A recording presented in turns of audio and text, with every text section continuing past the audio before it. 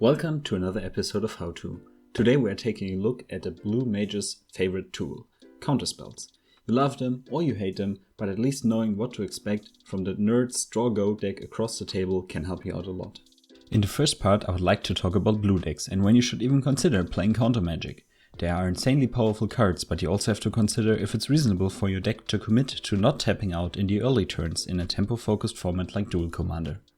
To make this point more clear, I'm comparing two decks with the same commanders, Teemo Tempo versus Teemo Aggro. Both play Thrasios and Ludovic in the command zone, but their approach to winning games is very different and supports Countermagic in different ways. Finding out how well your game plan supports or is based around Countermagic and filling in the appropriate amount is a big factor in playing reactive Duel Commander correctly.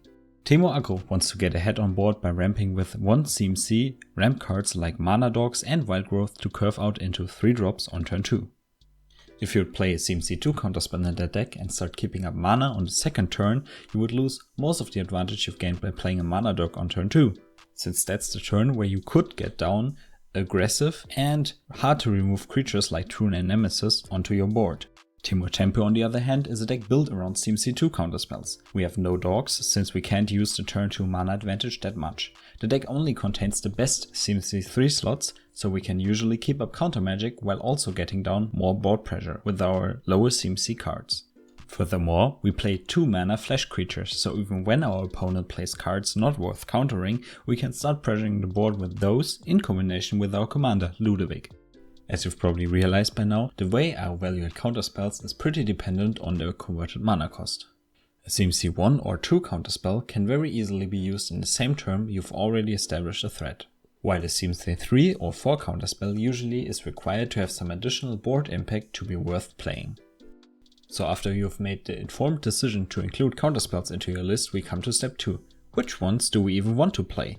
I've split them into 3 tiers to make things a bit more easy. For the tier 1, I've only included cards where you needed a very rare and good reason not to include them into your list. The first auto-include for me has to be Mental Misstep. The card is just that good. While it's always a relevant tempo swing, it can also be a 0 mana time walk against some decks that really rely on their mana dog turn 1. The card is almost never dead and always gets you ahead. What's not to like here?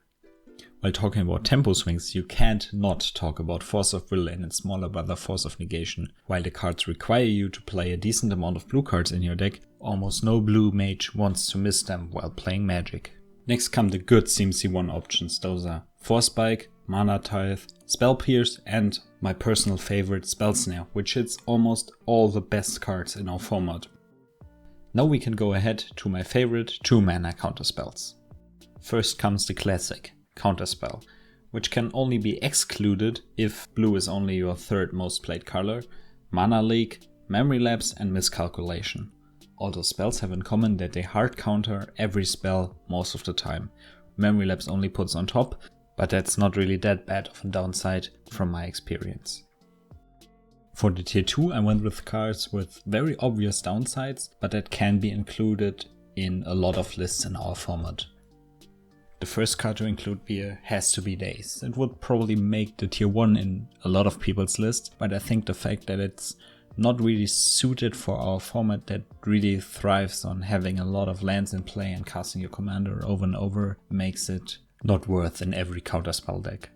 I think in tempo-oriented lists it's very good if you can play a 2-drop on turn 2 and on turn 3 and be just fine with that and don't really have anything big to cast. It's definitely the right spell for your deck. The other 2 tempo cards on this list are Remand and Unsubstantiate.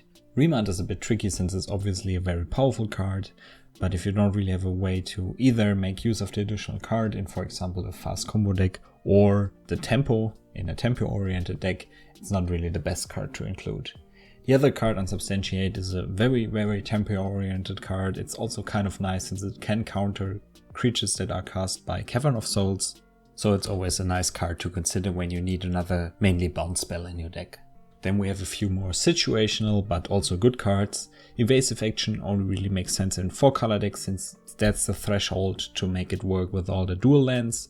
Logic Knot needs a bit more fueling than usual Duel Commander decks can supply, so if you play a lot of cantrips or discard spells or something, it might be worth for your deck. Tail's End is a bit of a meta call if you have a lot of triggers you want to stifle and stuff like that. It might be worth it, but usually it's not that great since you want to counterspells to hit more than just commanders and random legendaries people play. The other two cards are Cryptic Command and Mystic Confluence. Those are the high CMC win-con type cards I talked about earlier. Cryptic Command is very powerful. It's great if you need a tool to bounce any card or to just gain card advantage by countering and drawing a card. It's very blue heavy, so usually it doesn't make the cut for 4 color lists. It can be played in 3 color lists if you're heavy on blue, and it's best in just 2 color control, but that's not really a big archetype in our format. And mono blue, of course. Mystic Confluence is great for the slower decks in our format, or even the ramp decks that also want to play some counterspells. It's very powerful if you get to cast it, and it's very nice since you can just keep it open, maybe bounce some creatures, maybe draw some cards, maybe counter a spell, and you can also do multiple things of those and be very flexible with it. Last but not least, for second tier is the negate type of effect. We have negate, we have counter squall, and we have Dovin's Veto, which are all nice cards, but they have a very obvious downside since our format is very, very creature heavy. So I would only include them into lists that have very easy ways to deal with creatures anyways. So you can see a spell, if you have a removal for it or anything else, you can just let it resolve and keep the negate up for the heavy non-creature spells that people usually play. A negate is almost never dead, but I think the issue with it that it's sometimes dead in a situation where you need it, where you would need another counterspell. And that's usually for tempo-oriented decks, so if you're playing control and you have a lot of board wipes or removal and stuff like that, play negate, play counter squall if you are in a Dimir plus deck that can afford to have those color heavy cards in it, play Dovin's Veto if you can afford it, and counter jitters, planeswalkers, whatever annoys you the most. For the third tier, I just included all the little sweet spells that didn't get included into the first 2 tiers. Mostly spells that you would see in mono blue, but also some other fun spells that people just try because they like the cards. First one is probably the most played one, which is Stifle. While the card can win games on its own, Duel Commander decks usually play a lot more lands, so stifling the first fetch land isn't as impactful as it is in other formats. Another card is Delay, which is worth it in decks that can finish the game very quickly, but usually most decks have a plan for going into the long game where Delay becomes really, really bad. Next card is Censor. The cycling is usually a bit too slow for most decks, but it's definitely worth it in mono blue and maybe in your 2 color control list if you're looking for another slot that can be a bit more flexible than just a weak counterspell. Also worth it in mono blue is Archmage's Charm, very heavy on blue of course, but the upside can be insane. Also on the list is Condescend for me. It's a decent card, but usually you want to spend your mana better than just scrying 2 in addition to a counterspell for a lot of the times 3 or even 4 mana. Next up is Supreme Will, a bit flexible but usually way too slow. We also have the creature counters, which there are a lot of reprints for, so if you want to play one, you can also play 5 of them. And you can also play one from Portal 3 Kingdoms for like €5, which is called Preemptive Strike, probably the best card ever printed. So that's it for me. I hope I gave you a nice overview of all the counterspells you will probably never see since everybody is playing their favorite tribal aggro deck. But if you once face them, you will at least know why that card usually sucks and you just got very, very unlucky. Don't forget to subscribe to our YouTube channel.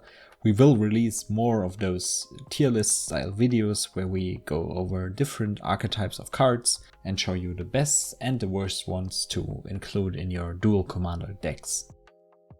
Thank you for watching.